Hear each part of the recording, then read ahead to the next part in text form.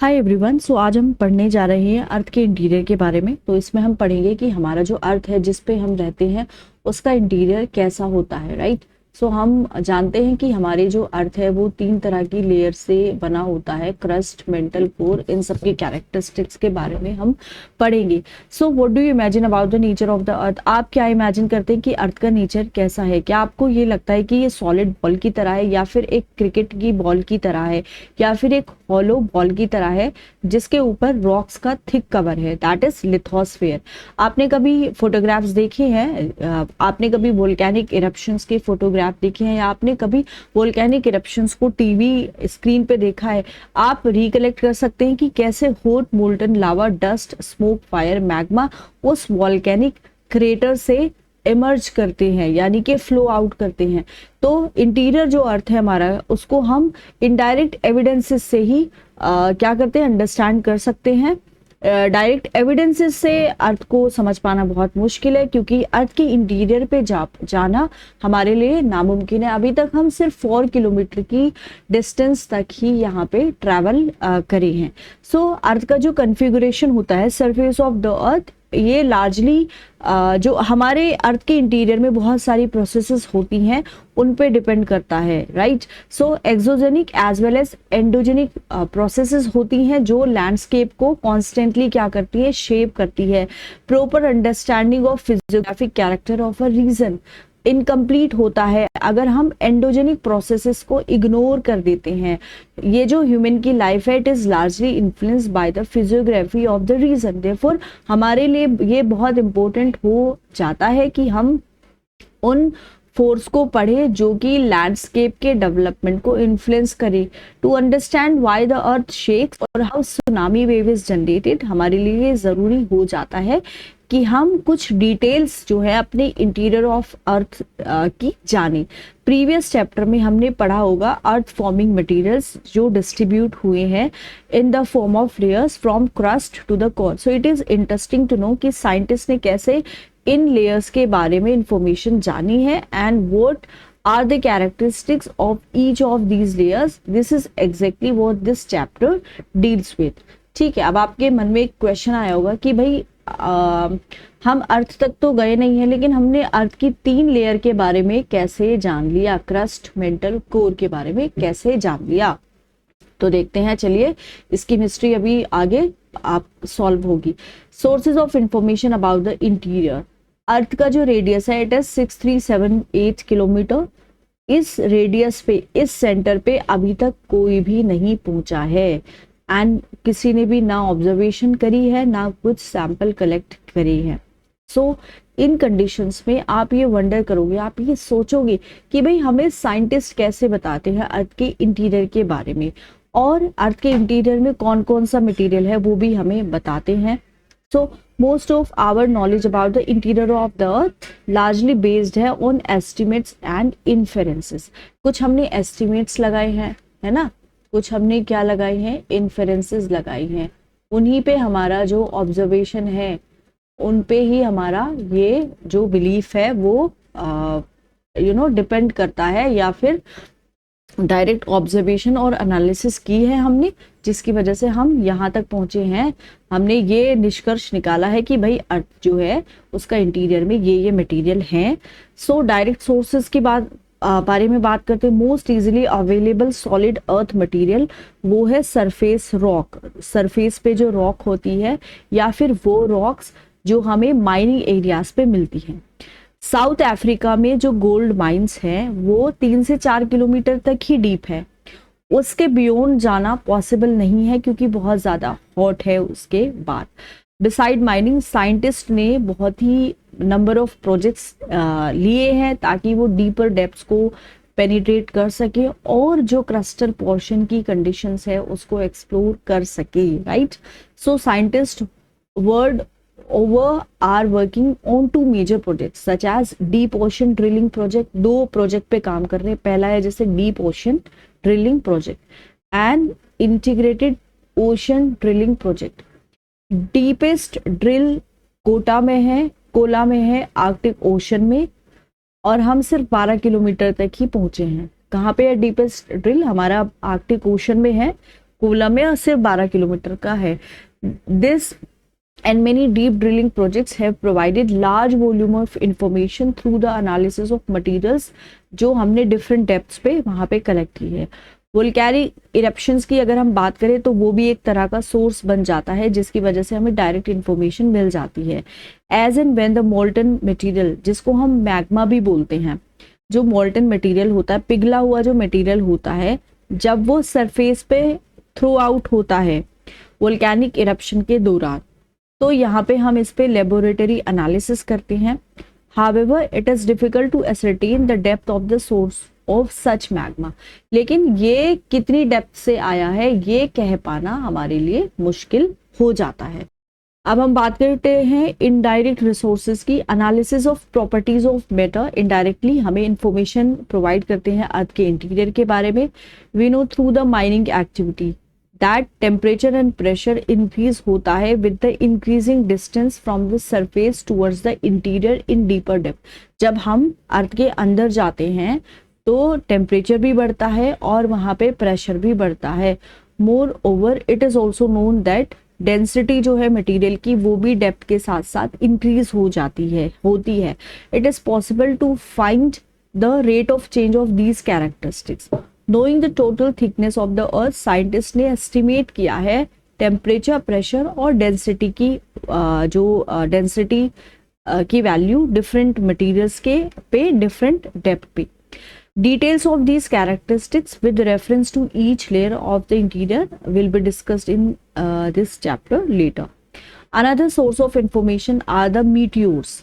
Meteors that at time reach the earth. However, it may be noted that materials that become available for analysis from meteors is not from the interior of the earth. फिर एक meteor होता है जिनको हम टूटता हुआ तारा भी बोलते हैं, राइट? सो मीटियोर हमारी पृथ्वी पे जब गिरते हैं इन पे भी रिसर्च होती है, लेबोरेटरी में इन पे एनालिसिस की जाती है। Material and the structure observed in the meteors it is similar to that of the earth. Earth के सिमिलर ही है। सॉलिड बॉडीज होती हैं developed out of materials same और similar to our planet. Hence this become yet another source of information about the interior of the earth. दूसरी जो indirect source है वो इंक्लूड करती है ग्रेविटेशन। उसके बाद हो जाता है हमारा ग्रेविटेशन, ये भी इनडायरेक्ट सोर्स है। Magnetic field and seismic activity. Gravitation force जिसको हम जी से भी डोनेट करते हैं, ये डिफरेंट लैटिट्यूड्स पे ऑन द सरफेस सेम नहीं होती। It is greater near the pole. Pole की अगर हम बात करें वहां पे ग्रेटर होती है और हमारी जो ग्रेविटी है वो इक्वेटर पे कम होती है। क्यों होता है ऐसा? This is because of the distance from the centre at the equator being greater. क्योंकि जो डिस्टेंस होती है from the centre at the equator ज्यादा होती है then at the pole.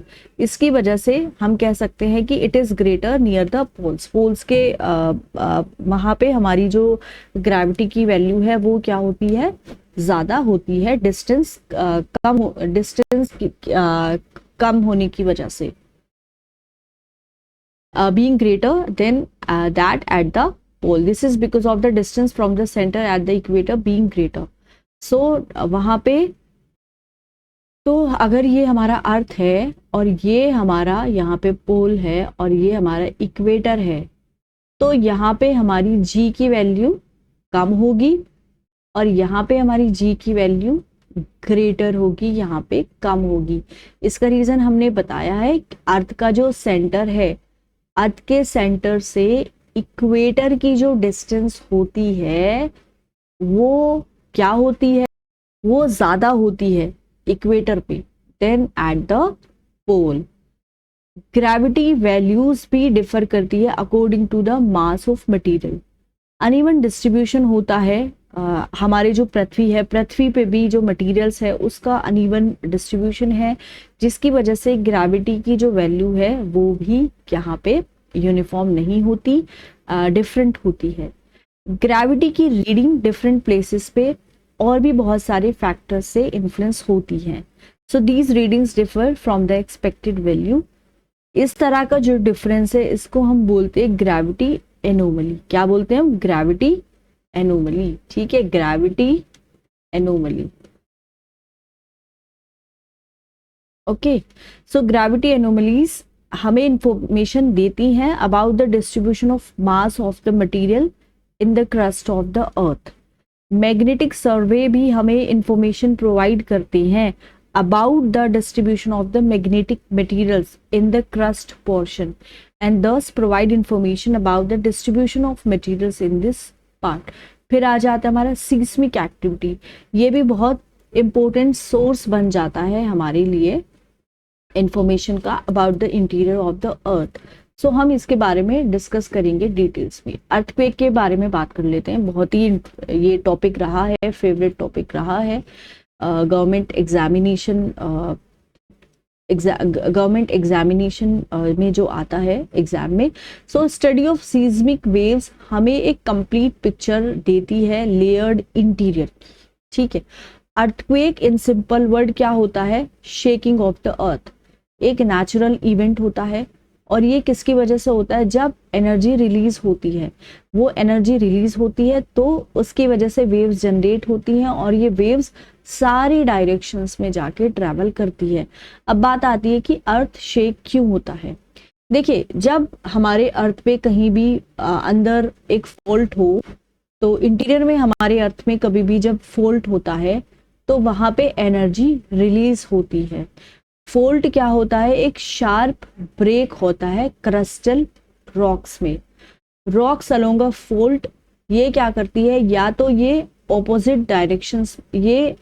Directions में मूव करने की कोशिश करती है, right? Along a fault tend to move in opposite direction. अब यहाँ पे एक रॉक है, यहाँ पे दूसरी रॉक है, यहाँ पे कोई फॉल्ट है, तो ये ऑपोजिट डायरेक्शन में मूव करने की कोशिश करेंगी। Overlying rock Stresa press them. ये जो ओवरलाइंग रॉक स्ट्रेसा है ये इनको क्या कर रहा है? प्रेस कर रहा है।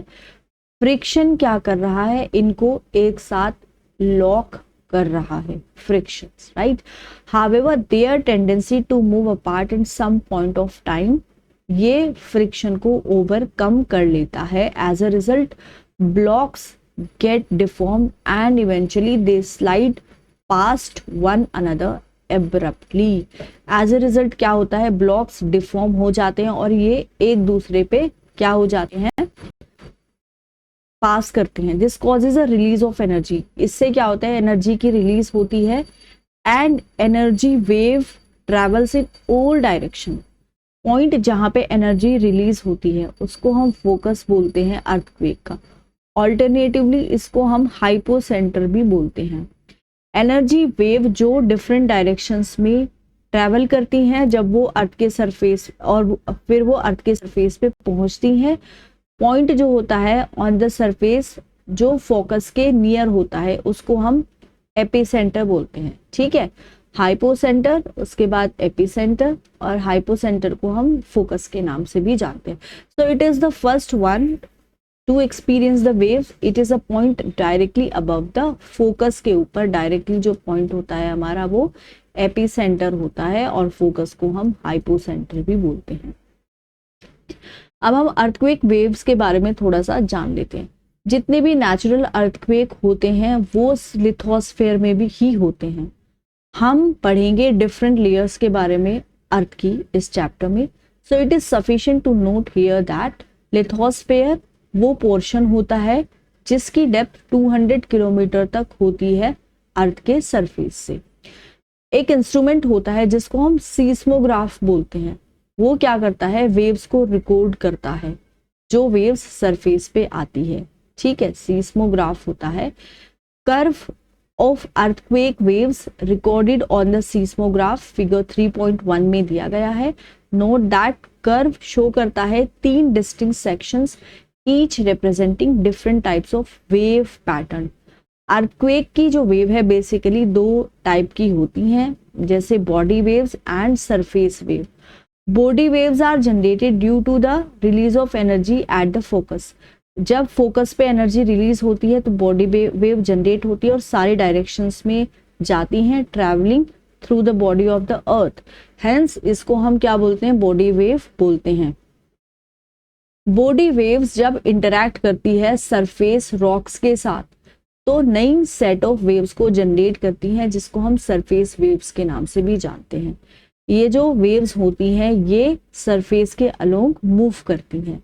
Velocity of waves changing as they travel through materials with different densities. जितना डेंस मटेरियल होगा इतनी ज्यादा क्या होगी, यहाँ पे वेलोसिटी होगी। डायरेक्शन भी चेंज होता है एज दे या तो रिफ्लेक्ट करेंगी या फिर रिफ्रैक्ट करेंगी when coming across materials with different densities. तो यहाँ पे अगर आपको ग्राफ दिख रहा है तो यू कैन सी दैट इधर आपकी है पी वेव, यहाँ पे है आपकी एस वेव्स और उसके बाद हमारी यहाँ पे है सरफेस वेव्स, ठीक है। और ये एम्पलीट्यूड है, एम्पलीट्यूड। सो दो तरह की हमारी बॉडी वेव्स होती हैं, इनको हम पी वेव बोलते हैं और एस वेव बोलते हैं। पी वेव्स की जो स्पीड होती है वो फास्टर होती है और सबसे पहले अगर आपको सरफेस पे दिखाई देंगी तो वो होगी आपकी पी वेव, प्राइमरी वेव्स, ठीक है। प्राइमरी वेव्स के नाम से भी इनको जाना जाता है। पी वेव्स साउंड वेव्स के बहुत ही सिमिलर है। They travel through gaseous, liquid and solid materials. S wave arrive करती है at the surface with some time lag, so इस वजह से हम इनको सेकेंडरी वेव बोलते हैं। इम्पोर्टेंट फैक्ट अगर हम देखें एस वेव का is that they can travel only through solid materials, कि सिर्फ सॉलिड मटेरियल्स के थ्रू ये क्या कर सकती हैं भाई, ट्रैवल कर सकती है। So this is a characteristics of the S wave is quite which is quite important. हमें ये बिल्कुल नोटिस करना है कि एस वेव की जो ये कैरेक्टरिस्टिक्स है ये बहुत ही यहाँ पे इम्पोर्टेंट है, ये नोट डाउन हमें करना है। So it has help scientist to understand the structure of the interior of the earth. Earth का इंटीरियर ऑफ द अर्थ जानने में इन्होंने बहुत बड़ी महत्वपूर्ण एक भूमिका निभाई है। सेकेंडरी वेव ने हमारी रीजन पता है, सिर्फ सॉलिड के थ्रू ही पास होती है। Reflection causes waves to rebound whereas refraction makes waves move in different directions. Reflections की वजह से क्या होता है, रीबाउंड हो जाती है। रिफ्रैक्शन की वजह से क्या होता है, डिफरेंट डायरेक्शंस में ये मूव करती है। Variation in the direction of waves are inferred with the help of the record on seismograph. Surface waves are the last to report in seismograph. Surface wave last होती हैं जिनको हम report करते हैं।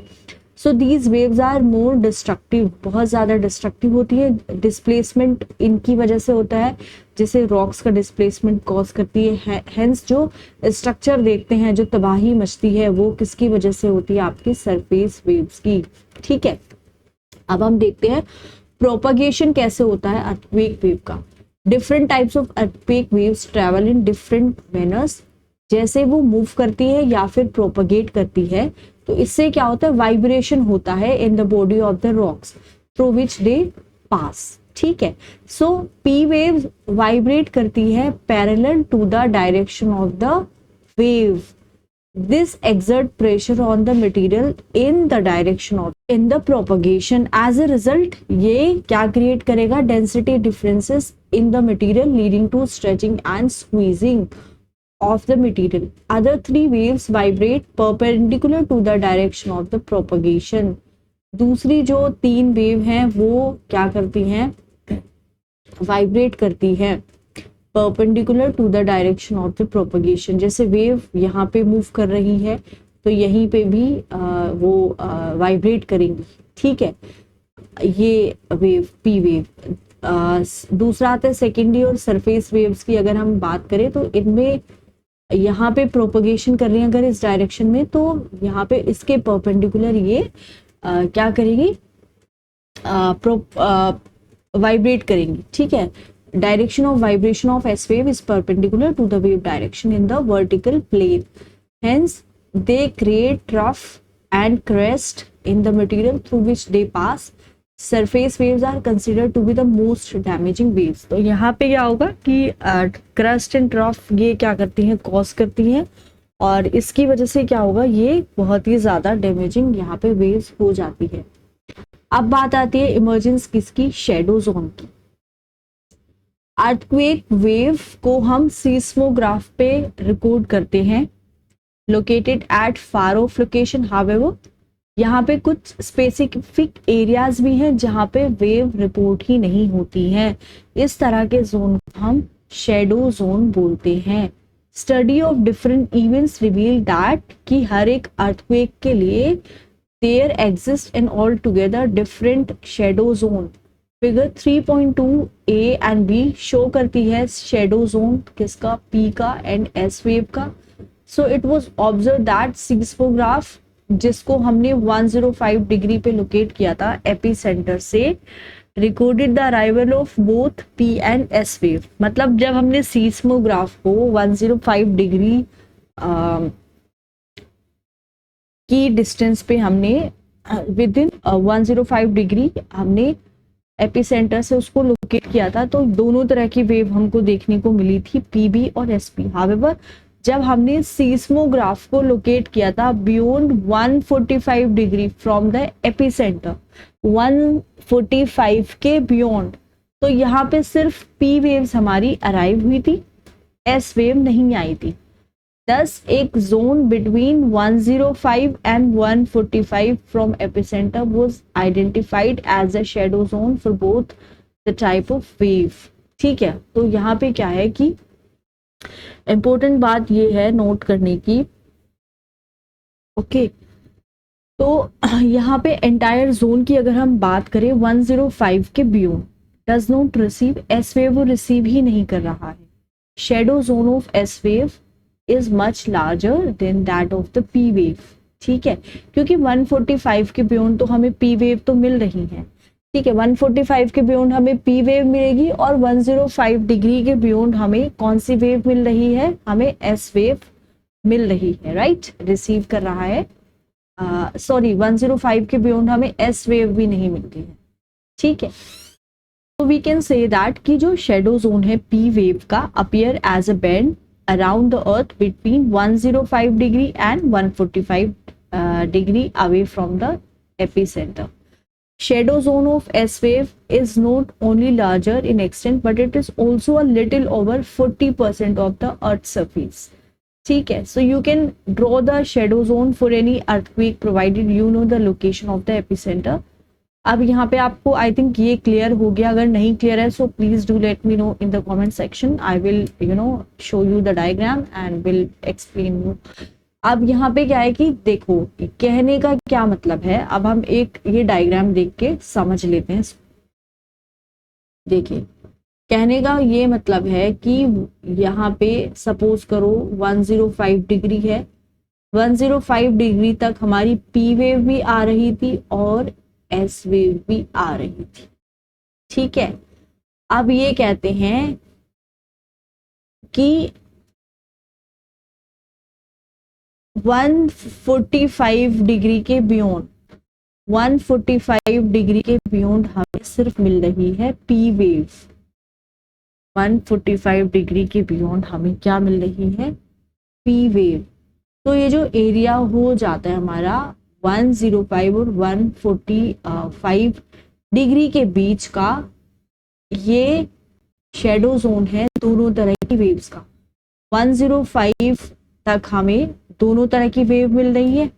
ठीक है, फिर उसके बाद हमें एस वेव यहाँ पे मिलना बंद हो जाती है, पी वेव मिल रही है, लेकिन पी वेव भी कब मिल रही है, 145 डिग्री के बियॉन्ड। ठीक है, ये कहने का मतलब है। अर्थक्वेक के टाइप हम समझते हैं मोस्ट कॉमन वंस, जैसे कि टेक्टोनिक अर्थक्वेक है। ये किसकी वजह से होते हैं, जैसे रॉक्स होती हैं जब वो स्लाइड करती हैं, एक फोल्ट प्लेन है, फोल्ट प्लेन के अराउंड यहाँ पे रॉक्स क्या कर रही है, स्लाइड कर रही है, तो इसकी वजह से अर्थक्वेक होगा। ये हमारा टेक्टोनिक है। स्पेशल क्लास जो है टेक्टोनिक अर्थक्वेक का, इसको हम वॉल्केनिक अर्थक्वेक भी बोलते हैं। However these are confined to areas of active volcano, जहाँ पे वॉल्केनो सबसे ज्यादा एक्टिव है वहां पे ये ज्यादा कन्फाइंड होते हैं। तो ये वो डायग्राम था हमारा, इसमें हमने क्या कहा था कि यहाँ पे ये देख लीजिए, दिस इज कोर। ठीक है, ये क्रस्ट मेंटल कोर, ये कोर है यहाँ पे, और यहाँ पे हम देखते हैं ये 105 का एरिया है, तो 105 तक हमें यहाँ पे देखिए आप 105 से 145 डिग्री के बीच में ये पी शेडो जोन है। ठीक है, ये कौन सा है? P shadow zone. अगर हमारे पास आ रही है पी वेव तो वो सिर्फ यहाँ पे आ रही है 145 के बियॉन्ड। ठीक है, 145 के बियॉन्ड ही हमें आ रही है। ऑलराइट, और यहाँ पे हमें 105 तक, विद इन 105 हमें दोनों तरह की वेव मिल रही है। हमें पी वेव भी मिल रही है और हमें एस वेव भी मिल रही है। सो ये जो डायग्राम है ये पी वेव का शेडो जोन ही सिर्फ बता रहा है। अब हम देखते हैं एस वेव का शेडो जोन। तो एस वेव का शेडो जोन ये पूरा होगा, क्योंकि 105 डिग्री के बियॉन्ड तो हमें एस वेव रिसीव ही नहीं हो रही है। तो यहाँ पे ये हमारा इतना बड़ा हमारा एस वेव का शेडो जोन है और यहाँ पे ये पी वेव हमारी रिसीव है। ठीक है, आई थिंक ये क्लियर है डायग्राम। यहाँ पे हमारी दोनों तरह की वेव रिसीव हो रही है 105 डिग्री पे, और फिर यहाँ पे हमारी एस वेव रिसीव होना बंद होती है और पी वेव अगर दोबारा आती है तो वो आते बियॉन्ड 145। राइट, ये था सिंपल सा हमारा diagram. So in the area of intense mining activity, आपने देखा होगा जैसे माइनिंग एक्टिविटी बहुत ज्यादा होती है वहां पे, सो जो अंडरग्राउंड की रूफ होती है वो कोलैप्स कर जाती है, जिसकी वजह से माइनिंग ट्रिमर्स लोग वहां पे फील कर लेते हैं। So these are collapse earthquake. इसको हम क्या बोलते हैं? Collapse earthquake, volcanic earthquake and collapse earthquake. Ground shaking में also occur due to explosion of chemical और न्यूक्लियर डिवाइसेस, जैसे कि एक्सप्लोजन, इनको हम एक्सप्लोजन अर्थक्वेक बोलते हैं। यानी कि जैसे कोई हमारे पास न्यूक्लियर डिवाइसेस था, उसका एक्सप्लोजन हुआ है, इसकी वजह से भी जो ग्राउंड है वो शेक कर सकता है और इसको हम एक्सप्लोजन बोलते हैं। तो क्या था, एक तो हमारा कोलैप्स अर्थक्वेक था, एक हमारा हो गया एक्सप्लोजन अर्थक्वेक, और पहले वाला हमारा कौन सा था? Tectonic earthquake. अब यहाँ पे हम देखते हैं अर्थक्वेक्स दैट अगर in the areas of large reservoirs, इनको हम रिजर्वोयर इंड्यूस्ड अर्थक्वेक बोलते हैं। अर्थक्वेक को कैसे मापेंगे? देखिए, अर्थक्वेक के जो इवेंट्स है उसको हम स्केल करते हैं either according to the magnitude और इंटेंसिटी ऑफ द शॉक। वो जो शॉक लगा है उसकी इंटेंसिटी क्या थी, मैग्नीट्यूड क्या था। मैग्नीट्यूड स्केल को हम रिश्टर स्केल भी बोलते हैं। मैग्नीट्यूड का मतलब होता है energy release during the quack. जब एक क्वैक आता है कितनी एनर्जी रिलीज होती है उसको हम मैग्नीट्यूड बोलते हैं। मैग्नीट्यूड को हम 0 से 10 नंबर में एक्सप्रेस करते हैं। Intensity scale is named after Mercalli. ठीक है, तो मैग्नीट्यूड को हम नापते हैं रिश्टर स्केल और इंटेंसिटी स्केल को हम नापते हैं मर्सली का। ये एक इटालियन सीस्मोलॉजिस्ट है। Intensity scale takes into account जो विजिबल डैमेज हुआ हो इवेंट की वजह से। Range of intensity scale is from 1 to 12। I think ये क्लियर है कि अगर हमें सिर्फ एनर्जी जो रिलीज हुई है उसको देखना है तो हम उसको रिश्टर स्केल पे देखते हैं। राइट, जब हम कहते हैं कि 5.9 मैग्नीट्यूड का अर्थक्वेक था तो हम उसकी एनर्जी को देख रहे हैं, कितना एनर्जी वो रिलीज होगा। राइट, एनर्जी के टर्म्स में हम अर्थक्वेक को मेजर कर रहे हैं। अगर हमें जो विजिबल डैमेज है अर्थक्वेक के बाद जो डैमेज होता है उसमें हम उसको अकाउंट करेंगे तो हम ये अपनी एक मर्सली जो स्केल है हमारी इंटेंसिटी स्केल जो साइंटिस्ट मर्सली के नाम के बाद में थी उस पे हम इसको कैलकुलेट करते हैं। अर्थक्वेक के इफेक्ट्स के बारे में देखते हैं। अर्थक्वेक क्या है? नेचुरल हजार्ड है। ग्राउंड की शेकिंग हो सकती है, फिर हो सकता है डिफरेंशियल ग्राउंड सेटलमेंट और लैंडस्लाइड एंड मड स्लाइड्स। उसके बाद होता है सॉइल लिक्विफेक्शन। लिक्विफेक्शन इसमें क्या होता है? सॉइल जब लिक्विड की तरह फ्लो करती है। Ground lurching, avalanches, ground displacement, flood भी आ सकता है, from dam and levee failures, fire भी आ सकती है अर्थक्वेक की वजह से भी, स्ट्रक्चरल कोलैप्स हो सकते हैं, फॉलिंग ऑब्जेक्ट्स, सुनामी भी आ सकती है. First six listed above have some bearing upon landform while others may be considered the effect posing immediate concern to the life and properties of people in the region. The effect of tsunami would occur only if the epicenter of the tremor is below oceanic water. कभी कभी क्या होता है, अगर जो ocean है, ocean के नीचे एपिसेंटर आया हो तो वहां पे सुनामी आ सकती है, आती है, आ नहीं सकती, बिल्कुल 100% आएगी. सुनामी क्या है, ये वेव्स होती हैं जो ट्रेमर जनरेट करता है and not an earthquake itself. जब एक ट्रिमर आया, अर्थक्वेक से नहीं, ट्रिमर आया एक, उससे ही जो वेव जनरेट होती है उसको सुनामी बोलते हैं. Though the actual quake activity last for few second, its effect are devastating provided the magnitude of the quake is more than 5 on the Richter scale. और ये कब इसको devastating कब बनाएगा, जब हमारा जो मैग्नीट्यूड है क्वेक का वो रिश्टर स्केल पे 5 से ज्यादा है. यहाँ पे कुछ पिक्चर्स दी हुई हैं और इस पिक्चर्स में हमें आप देख सकते हैं व्यू है डिस्ट्रक्शन का. It is caused by tidal wave in Marina beach India. ठीक है, टाइडल वेव्स जो होती हैं डिस्ट्रक्शन उससे, टाइडल वेव से, तो यहाँ पे इसका डिस्ट्रक्शन आप देख सकते हैं, बहुत भयंकर तबाही एकदम यहाँ पे दिखाई दे रही है. A view of the destruction caused by tidal waves in Thailand and people walk through debris of their houses destroyed by tidal waves on the coastal area in Colombo, Sri Lanka. A view of the destruction caused by tidal waves in Indonesia. ठीक है, अगर आपकी memory में कोई ऐसा earthquake है जो आपने फील किया हो तो आप प्लीज कमेंट सेक्शन में मेरे साथ उसको शेयर कीजिए. और ठीक है, आप या फिर कोई ऐसी मेमोरी आपको अर्थक्वेक की जो आपको बहुत ही परेशान करती है, so please do share with me. तो frequency of earthquake occurrences. Earthquake क्या है, नेचुरल हजार्ड है. If a tremor of high magnitude takes place, it can cause heavy damage to the life and property of people. However, not all parts of the globe necessarily experience major shocks.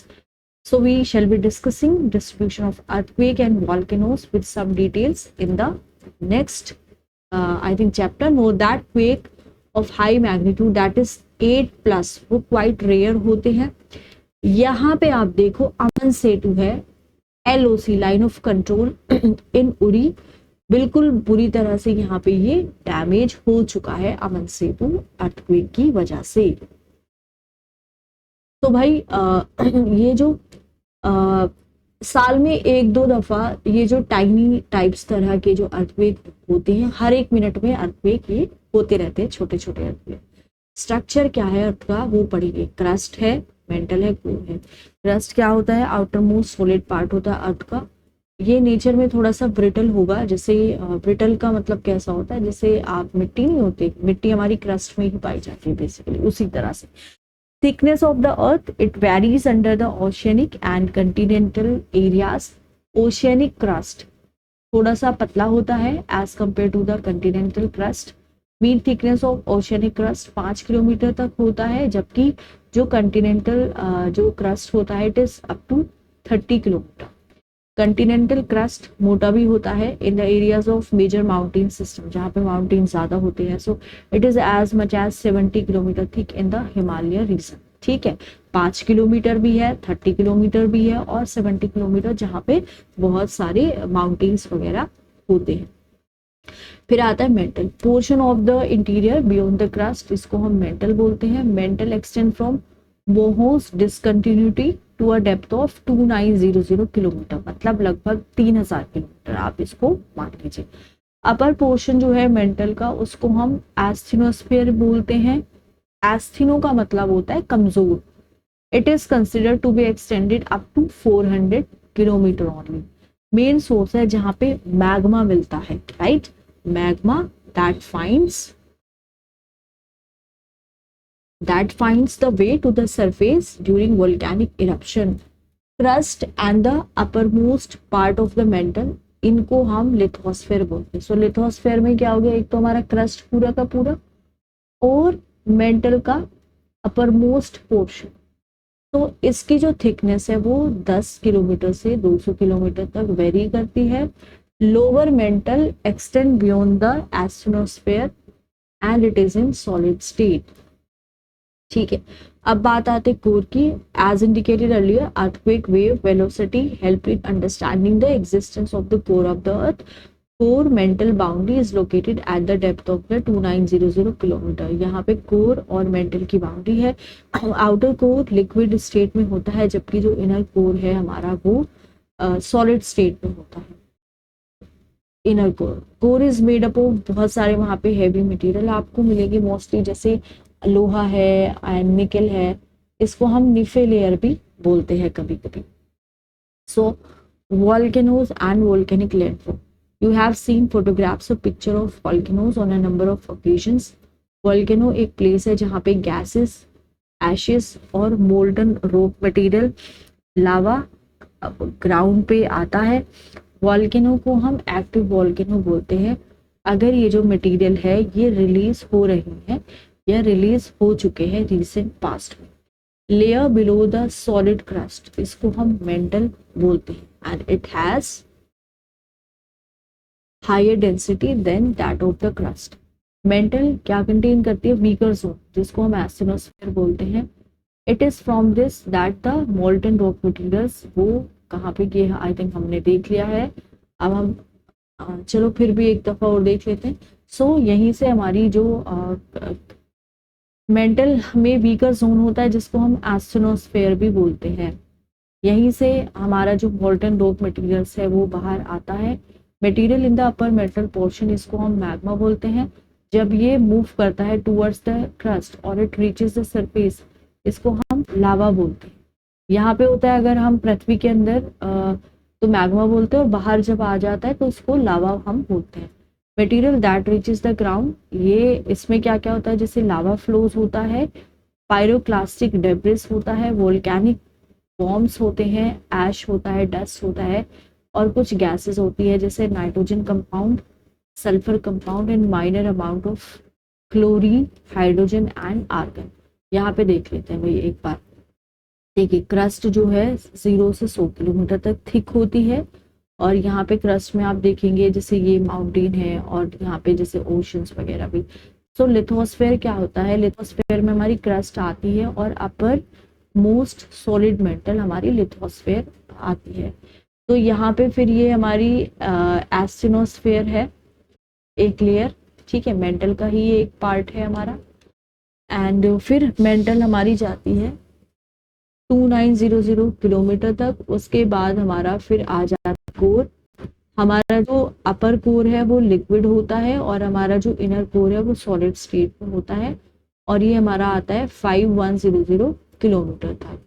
तो ये एस्ट्रोनोस्फेयर वो जगह होती है, वो zone होता है, weaker zone होता है, जहाँ से हमारा ये जो रॉक होती है पिघल के वो बाहर निकलती है। ठीक है, ये क्लियर है आई थिंक। अब बात आती है वॉल्केनोज की। So volcanoes are classified on the basis of nature of eruption and the form developed at the surface. Major type of volcanoes are as follows, जैसे कि शील्ड वॉल्केनोज है। Shield volcanoes ये आप यहाँ पे देखेंगे, ये शील्ड वॉल्केनोज है। Bearing the basalt flows, shield volcanoes largest है सारे वॉल्केनोज के on the earth. Hawaiian volcanoes most famous तरह के शील्ड वॉल्केनो होते हैं। सो यहाँ पे एक पिक्चर दे रखी है। सो ये जो शील्ड वॉल्केनो होते हैं ये बसाल्ट के बने होते हैं। बसाल्ट क्या होता है? एक तरह का लावा होता है, बहुत ही ज्यादा फ्लूइड होता है जब ये बाहर आता है। फॉर दिस रीजन ये जो वॉल्केनोज है दे आर नॉट स्टीप, ठीक है, ये स्टीप नहीं होते हैं। They become explosive if somehow water gets into the vent. अगर पानी चला गया वेंट में तो एक्सप्लोसिव हो सकता है। Otherwise they are characterised by, इनकी एक्सप्लोसिविटी बहुत कम होती है। अपकमिंग लावा मूव करता है in the form of a mountain and throws out the cone at the top of the vent and develop into a cinder cone. जैसे हमने देखा था कि इस तरह से ये हमारा ये एक कोन की तरह से यहाँ स्ट्रक्चर आपने देखा होगा वॉल्केनोस का। तो ये हमारे होते हैं कौन सा volcanoes, shield volcanoes. Hawaiian volcanoes steep नहीं होते हैं, बहुत ही ज्यादा फ्लूड होता है ना, फ्लूड होता है बहुत ज्यादा, एंड बसाल्ट यहाँ पे ज्यादा होता है। उसके बाद आता है हमारा कंपोजिट वॉल्केनोस। ये जो वॉल्केनोस है are characterised by eruptions of cooler and more viscous lavas than basalt. Cooler आता है, विस्कस लावा आता है। These volcanoes often result in explosive eruption हो जाता है along with lava. Large quantities यहाँ पे पायरोक्लास्टिक मटेरियल की भी आती है, एशेस आती है, and this material accumulates in the vicinity of the vent opening leading to formation of layers, and this makes the mounds appear as composite volcanoes। तो ये ऐसा लगता है composite volcanoes की, ये एक पिक्चर है composite volcanoes की, क्योंकि यहाँ पे हमारा क्या क्या आ रहा है निकल के, एशेस भी आ रही है, पायरोक्लास्टिक मटेरियल भी आ रहा है, एशेस भी आ रही है, राइट। सो बहुत ज़्यादा विस्कस होती हैं। और ये हमें कंपोजिट वॉल्केनोज हमें कैसा लगता है, जैसे माउंटेन की तरह हमें देखने को लगता है, ये बिल्कुल ऐसे। उसके बाद आता है कैल्डेरा। मोस्ट एक्सप्लोजिव है अर्थ वॉल्केनोज के, यूजुअली इतने एक्सप्लोजिव हैं कि जब ये इरप्ट होते हैं they tend to collapse on themselves rather than building any tall structure.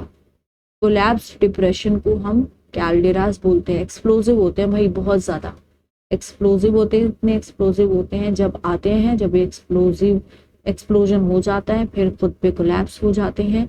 इनकी एक्सप्लोजिवनेस इंडिकेट करती है कि जो मैग्मा का जो चैम्बर है supplying the lava is not only huge but it is also in close vicinity. ठीक है, अब आता है हमारा फ्लड बसाल्ट प्रोविंसेस क्या होता है। These volcanoes outpour highly fluid lava that flows for long distances. Flood basalt provinces, जैसे कि नाम से ही पता चल रहा है बहुत ही ज्यादा फ्लूड लावा आएगा यहाँ से। कुछ पार्ट्स जो है वर्ल्ड के they are covered by thousands of square kilometre of thick basalt lava flows. There can be a series of flows with some flows attaining thickness of more than 50 meter. Individual flows may extend for hundreds of kilometer. Taken की जो traps है India में, ये भी हमारा जैसे Maharashtra plateau को cover कर रही है, ये भी हमारा फ्लड बसाल्ट प्रोविंस ही है। It is believed that initially trap formation covered a much larger area than the present. अब बात आती है मिड ओशियनिक रिज वॉल्केनोस की। वॉल्केनोस कहाँ पे आते हैं, ओशियनिक एरियाज में आते हैं। There is a system of mid ocean ridges more than 70,000 kilometre long that stretches through all the ocean basins. Central portion of this ridge experience frequent eruptions. We shall be discussing this in detail in the next chapter. ठीक है, mid ocean ridge volcanoes को next chapter में हम देखेंगे। अब देखते हैं इन volcanoes से जो लैंडफॉर्म बनता है, इंट्रूसिव फॉर्म लावा जो रिलीज होता है वॉल्केनिक इरप्शन के दौरान, जब वो ठंडा हो जाता है तो ये इग्नियस रॉक्स में डेवलप हो जाता है। Cooling may take place either on reaching the surface और ऑल्सो वाइल द लावा अभी क्रिस्टल पोर्शन में ही है। Depending on the location of the cooling of lava, igneous rocks को हम वॉल्केनिक रॉक्स भी बोलते हैं जो कि सरफेस पे कूल होती है, या फिर प्लूटोनिक रॉक्स भी बोलते हैं जो कि क्रस्ट में ही ठंडी हो जाती है। Lava that cools within the crustal portion, ये डिफरेंट फॉर्म्स को एज्यूम करता है, इनको हम इंट्रूसिव फॉर्म्स बोलते हैं।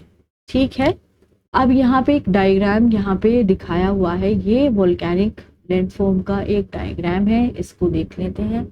ये है हमारा कॉम्पोजिट वॉल्केनो जो कि हमारा एक माउंटेन की तरह दिख रहा है। ये लावा मेसा है, this is cinder cone, right, this is lava plateau, this is ash cone with volcanic dome, volcanic neck with radiating dikes, caldera with cinder cone on floor, ash flows and eroded laccolith, right, diatrines, laccolith, dyke, stock, batholith, volcanic conduit, country rock, sill, ये हम पढ़ेंगे, बिल्कुल पढ़ेंगे, इसको जानेंगे।